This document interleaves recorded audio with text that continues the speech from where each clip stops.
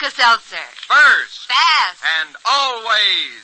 For first aid to fast relief from headache, acid indigestion, and cold misery, always rely on Alka-Seltzer, made by Miles Laboratories, who bring you, transcribed, One Man's Family.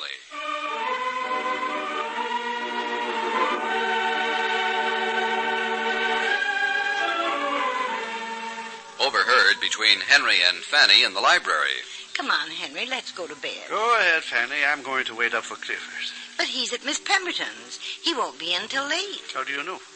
Why, she keeps him up till all hours, night after night. She's going to ruin Clifford's health, Henry. So that's how it is with the Barbours today. Alka-Seltzer. First. Fast. And always. Yes, friends, Alka-Seltzer. First, fast, and always. Alka-Seltzer is first aid for relief from acid indigestion. First, because Alka-Seltzer contains an alkalizer that acts to reduce excess gastric acidity. First, because Alka-Seltzer soothes and settles your acid-upset stomach. And fast, Alka-Seltzer brings fast relief from acid indigestion. Fast because Alka-Seltzer is a bubbling, refreshing solution that goes to work in a soothing, pleasant way to help relieve acid-upset stomach. Yes, for fast relief of acid indigestion, always rely on Alka-Seltzer. Ask your druggist for Alka-Seltzer. First. Fast. And always.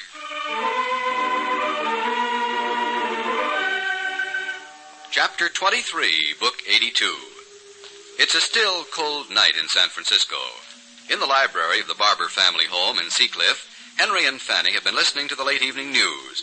Now Henry rises, turns off the radio, and then throws a log on the fire. Henry, what are you putting another log on for? It's our bedtime. Yes. Well, don't settle yourself in that chair again. You'll be falling asleep. Come on, let's go up. You go ahead, Fanny. I'm going to stay up a while. What for? Oh, Clifford will be coming in before long, I expect. Why, Henry, he's at Miss Pemberton's. Huh? He never gets away from her till after midnight. He doesn't always stay that late. Seems to me the only time we see him anymore in the evening is when she's on night duty at the hospital. He's so tired in the morning I can hardly wake him up. Yes, but the boy's staying on the job. That's the important thing. You may think that's the important thing, but to me it's far more important that he keep his health. Fanny, he's never looked better in his life. Why do you persist in making an invalid of him? I'm not doing it. It's that Miss Pemberton keeping him out till all hours, night after night. Clifford's no youngster. He's a grown man, Fanny. If he's staying out, it's because he wants to. Well, it seems to me you have your mind set on having Clifford get involved with Miss Pemberton. He's involved of his own choice. Furthermore, I hope he becomes more involved. She's a remarkably fine young lady. I'm going to bed. Just a minute, Fanny. We might as well get this cleared up right here now. I don't wish to discuss it any further, Henry. You can't bury your head in the sand like an ostrich. It's time you face the fact that there is a very likely possibility that Clifford will marry Maudie. Do you intend to oppose it? I've heard nothing about marriage from Clifford, or about an engagement, or anything of the sort. You still haven't answered my question. When you do hear about it, do you intend to oppose it? Well, I wouldn't oppose Clifford in anything he really wanted. Yes. Well, I'm going. Coming? My dear, if you don't mind, I'll stay here and read for a while. I'd like to see Clifford when he comes in, if he doesn't stay too late. You can see him in the morning. Why don't you? Oh, he just came in. Clifford? Oh, Paul. Huh? It's Paul. Well, what's going on here? Thought you two would be in bed by this time. I was just going up, Paul. Here, sit down, my boy. It's not so very late. Well, I'm tired. Good night. Oh, good night, Mom. I'll be very quiet when I come to bed, Fanny, so you won't be disturbed. Oh, I probably won't be able to sleep. Oh. Well, what's the matter with Mom? She seems a little miffed. I don't know, Paul. Women act very strangely at times. Now, your mother is one of the most generous, open-hearted, kindly women ever put in this earth. But in the final analysis, she's subject to all the foibles that go to make up the feminine mind. When you catch them in a certain mood, they are beyond reason, logic, or persuasion. I think I've heard Mom say the very same thing about men. But you can reach a man's mind. Now, take tonight, for example. We got on the subject of Maudie Pemberton and Clifford, eh? Yeah. A delicate but not unusual topic these days. There you are. Why should it be delicate? Only because your mother refuses to look facts in the face. What fact? Why, simply that she should be prepared to accept the inevitable. Isn't it perfectly obvious to you that it's only a question of time before Maudie and Clifford announce their intention to wed? Well, you know, Dad, sometimes women have an instinct about those things. An intuitive sort of knowledge that defies logic and evidence and everything else. I admit it's often very disconcerting to us men, but I don't believe it can be ignored. Oh, stuff and nonsense. The boy's going to get married, and that's an end on it. Doesn't seem to be any doubt in your mind, at least. None whatever. I've got something here I was dying to show your mother, Paul. But I decided against it because she wasn't in the proper frame of mind to appreciate it. Just came across it by happenstance. I'd say it was an omen if I believed in that sort of thing.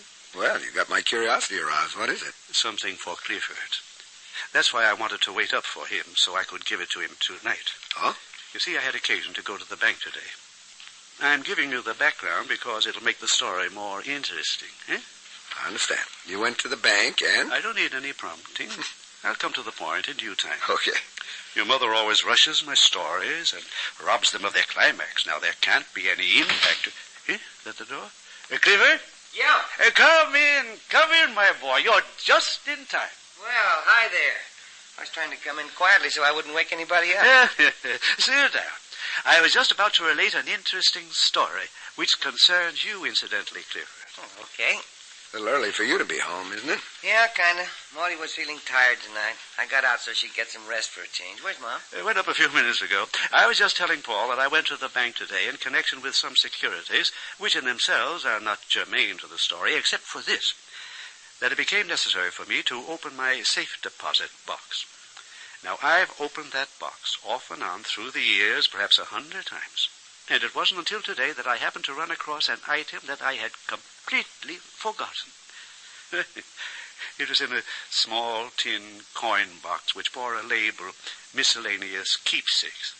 I don't know what prompted me to open it, but I did, and to my joy and amazement, I found something which, as I just told Paul, was like an omen. Oh, gosh sakes, Dad, what was it? The denouement comes later. Huh? Nothing, Dad. I was just wondering what it was. Yes, I'm coming to that. Do you boys recall my ever mentioning my Aunt Isabel? I do vaguely. Yes, she died when you were a little chap, Paul. Before you were born, Clifford. Your Aunt Isabel, huh? Isabel Barbour, a maiden lady, died of a broken heart. She was always very fond of me because she said that I reminded her of the man that she was going to marry. Well, why didn't she marry him? What happened to him? He was found dead. The very morning they were to get married. Shot.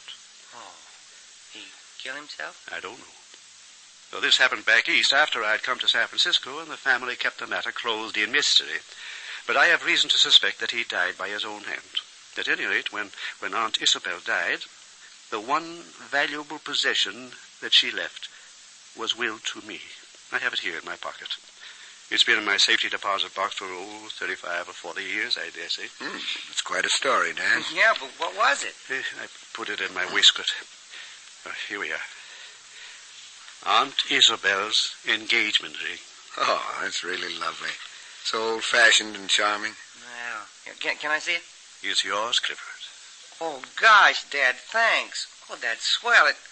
Hey, that really sparkles. That's a good-sized diamond, you know it? The setting is very old-fashioned, of course, but it's a very valuable diamond. I took it into the jeweler, and he appraised it. Oh, I took it in because I thought if you preferred to have it put into a modern setting, I'd be glad to have it done for you, Clifford. Oh, darn, it's wonderful the way it is. Here. Well, Clifford, you can show it to Maudie, and if she likes it the way it is, well and good. If not, you can tell her that it can be made to suit her taste. So I'm supposed to give this to Maudie, huh? Oh, there's nothing like that attached to it, my boy. You can do what you like with it. As I said, I just happened to come across it, and I thought you might... Well, it wasn't doing anybody any good lying down there in a safe deposit box, eh? Well, I'll certainly make a pitch with it, Dad. That shows how dumb I am. I never thought of getting an engagement ring. Here, Paul, take a look. I think it's about the loveliest old ring I ever saw. You think Maudie will go for it? You must tell her the story in back of it. That's as fascinating as the ring. I hope it hasn't got a curse on it or something. Poor old Aunt Isabel didn't fare very well with it. What was the fellow's name she was engaged to? You remember, Dad? Let me see. Seems to me his first name was Worthy. Worthy... Oh, slipped my mind. It'll come to me. Your mother may remember. Wish we had a picture of him. I bet he was dark, with a black beard. I never saw the man. We have a photograph of Aunt Isabel. It's in one of those albums around here. I don't know where your mother's put them, but my recollection is that she was a very handsome woman. And she never loved anybody else. Huh? Yes, so the story goes. And I can well believe it. Love used to be a serious matter. Oh, I think people are just as capable of an abiding love today as they were in Aunt Isabel's time, Dad. Sure. Hey, Paul, give me my ring back. Here. Oh, look at the size of that. She must have had slender fingers. I don't think it'll fit Monty. It's a simple matter to have it made larger. Oh, sure. I can't wait to show it to her. Did Clifford come home, Henry? Yeah, Mom. I'm in here talking to Dad and Paul. I thought you had gone to bed, Fanny. Come here. Come here and see what I've got, Mom. What's the matter, my dear? Oh, I got upstairs and felt restless. And I thought I heard Clifford's voice, so I came down to see if you weren't ready to come up now. Hey, take a look at this. Isn't that pretty? Where in the world did you get a ring like that? Dad just gave it to me. What? Yeah, you remember that ring, Fanny. It belonged to my Aunt Isabel. Found it in the safe deposit box today. I brought it home for Clifford. What are you going to do with it? I'm going to give it to Monty for an engagement ring if she'll take it. Yeah? What did I tell you, Fanny? Yeah, we're going... What's the matter, Mom? Why, nothing, Clifford. You look so kind of tearful. Not at all. I hope you'll be very happy, Clifford. Very happy.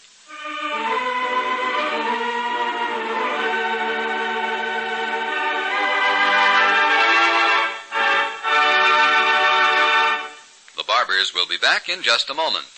Alka-Seltzer. First Fast. and always. Friends, when you've had a busy, hectic day and you come home feeling tired out and work-weary, the first thing to do is drink a glass of sparkling Alka-Seltzer and see how fast you feel better. That's right. Always depend on Alka-Seltzer. Relax and freshen up with Alka-Seltzer. Just dissolve 1 or 2 Alka-Seltzer tablets in a glass of water, then drink the sparkling, refreshing solution this makes. See how quickly and effectively Alka-Seltzer can relieve the tired, tense, aching muscles and headache. How its alkalizing properties actually help speed recovery from the fatigue itself. And listen, here's something else. To help you rest better and wake up feeling better, drink another glass of Alka-Seltzer before you go to bed. Yes, Alka-Seltzer offers real relief from that tense, tired feeling that follows a hectic day of nervous tension and hard work. Try it, won't you? Alka-Seltzer when you come home from a work-weary day and also before you go to bed.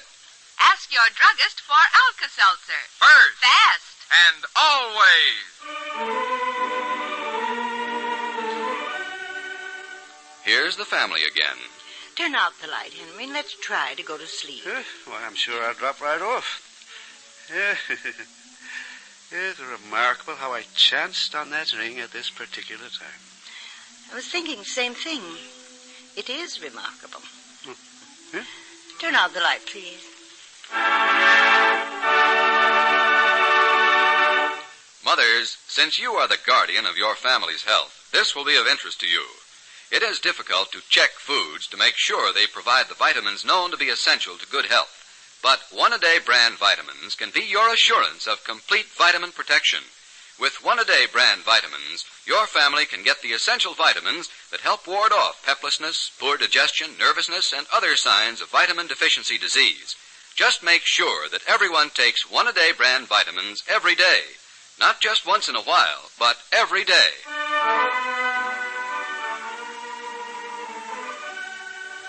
One Man's Family is brought to you every weekday night at this time, transcribed by Miles Laboratories, makers of Alka-Seltzer. Tomorrow, Clifford, the Triple Threat Man, Chapter 24, Book 82. This is a Carlton E. Morse production, directed by Michael Raffetto.